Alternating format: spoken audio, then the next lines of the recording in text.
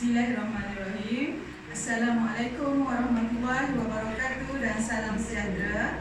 Saya Zuraida binti Abdullah ataupun Cikgu Ida, Guru Besar SK Bukit Sekompor, ingin memberitahu kepada ibu bapa penjaga berkenaan dengan pembukaan semula sekolah. Pada 1 Julai bermula dengan prasekolah telah kembali bersekolah dan akan diikuti pula oleh murid-murid tahun 5 dan 6 pada 15 Julai.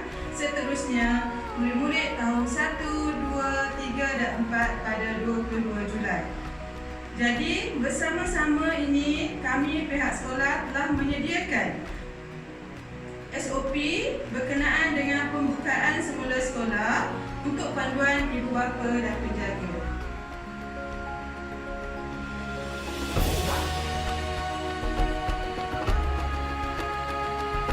Panduan pembukaan penuh semula sekolah dan cikgu mengucapkan selamat kembali ke sekolah.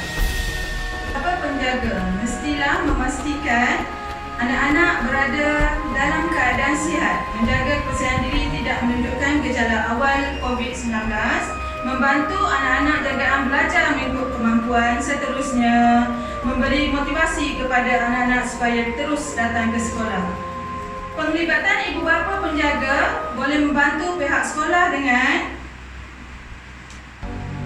memastikan anak-anak jagaan dibekal dengan face mask ataupun pelitup muka, mengingatkan anak-anak jagaan berkenaan penjarakan sosial dan kebersihan semasa sekolah, memantau tahap kesihatan anak-anak. Seterusnya, tidak menghantar anak-anak jika anak-anak bergejala. Mematuhi peraturan yang dikeluarkan oleh KKM, KPM dan seterusnya. Waktu hadir sekolah secara berperingkat. Yang pertama, tahun 5 dan 6 mestilah hadir pada waktu 7 pagi hingga 7.30 pagi. 3 dan 4 seterusnya prasekolah 7.30 pagi hingga 8 pagi dan 1, 2, 8 pagi hingga 8.30 pagi.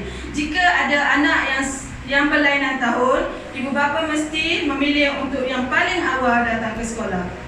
Norma-norma baharu yang pelajar perlu amalkan sepanjang keberadaan di sekolah. Yang pertama, apa yang mesti dilakukan semasa sampai ke sekolah di tempat parking kereta. Suhu anda akan diambil ketika berada di dalam kereta dan jika suhu anda 37.5 ke atas, anda mesti pulang bersama ibu bapa semula. Jika cikgu mendapati suhu anda melebihi 37.5 darjah Celsius ketika anda sudah berada dalam kawasan sekolah, anda akan dibawa ke bilik isolasi sehingga penjaga anda datang ataupun pejabat kesihatan daerah datang. Ini adalah contoh bilik isolasi sebesuara. Ingat hashtag kita jaga kita.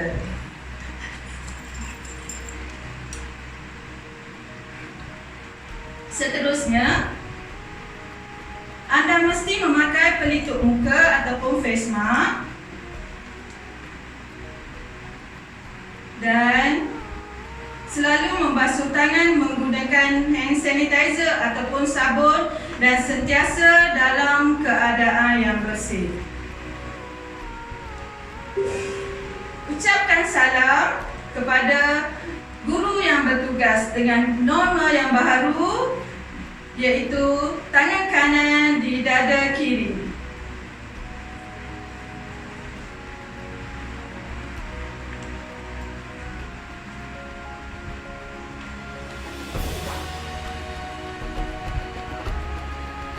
Apakah yang patut anda lakukan semasa berada di dalam kelas? Yang pertama, pastikan anda menggunakan sanitizer, membasuh tangan sebelum masuk dan keluar kelas, jaga jarak di dalam kelas, iaitu person to person dengan rakan-rakan. Jangan alihkan kerusi dan meja yang telah disusun mengikut SOP, iaitu penjarakan sosial, sentiasa memakai pelitup muka ataupun face mask.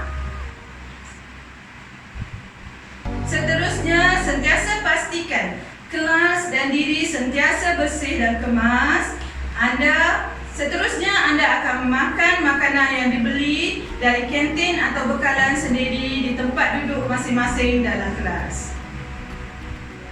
Peringatan penting, pastikan anda makan dengan cermat, Buang sisa makanan bekas makanan di dalam bekas plastik yang telah disediakan. Pastikan jarak sosial dan mengikut giliran. Jangan berkongsi barangan dengan kawan. Apa anda patut lakukan semasa di kantin sekolah?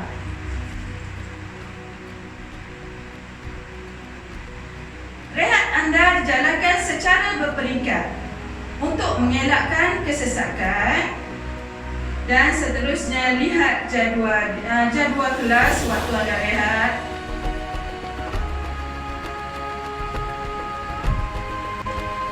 Sewaktu anda pergi ke kantin, pastikan jarak yang telah ditetapkan oleh cikgu.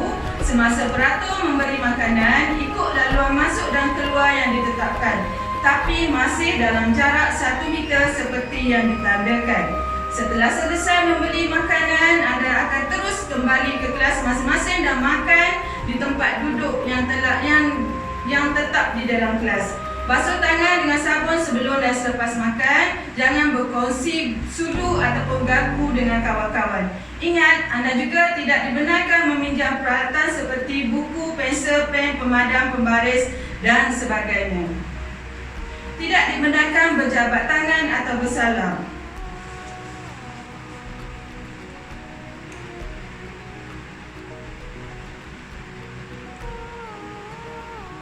Bagaimana anda menggunakan tandas mengikut SOP yang ditetapkan? Pastikan maksimal 3 orang sahaja menggunakan tandas. Ambil pas masuk sebelum masuk ke dalam tandas. Amalkan penjarakan sosial 1 meter. Patuh pada tanda-tanda yang telah diletakkan. Sentiasa memakai pelitup muka. Beratur dengan jarak 1 meter semasa menunggu giliran.